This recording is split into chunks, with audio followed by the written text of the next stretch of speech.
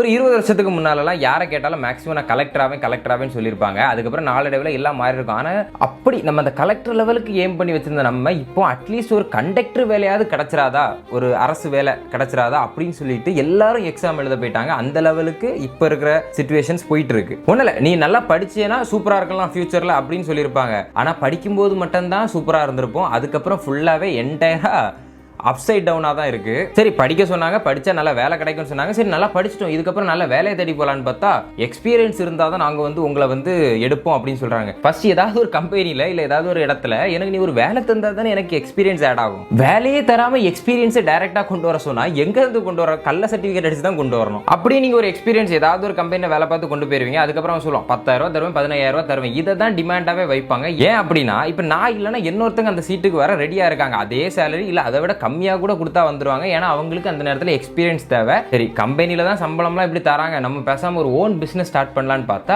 எடுத்த உடனே எல்லாருக்கும் மேக்ஸிமம் என்ன வரும்? ஒரு டீ கடை போடலான்னு சொல்லிட்டு நான் மட்டும் தான் அப்படி திங்க் பண்ணிட்டு இருக்கேன்னு பார்த்தா உலகத்தில் இருக்க எல்லாரும் அதை தான் திங்க் பண்ணியிருப்பாங்க போல. இப்போ மூளைக்கு மூளை ஒரு 10 டீ கடை இருக்கு. இப்போ அதுலயும் போட்டி கூடிருச்சு. அங்கதான் அப்படி இருக்குன்னு பார்த்து சரி ஒரு யூடியூப் சேனல் ஸ்டார்ட் பண்ணி சோஷியல் மீடியா பக்கம் வந்து அதுலயாவது க்ரோ ஆயிடலான்னு பார்த்தா அங்கேயும் ஒன்றில் நீங்க ஃபீமேலா இருக்கணும், இல்லைன்னா பைத்தியக்காரத்தனமா உங்களுக்கு டான்ஸ் ஆட தெரியணும்.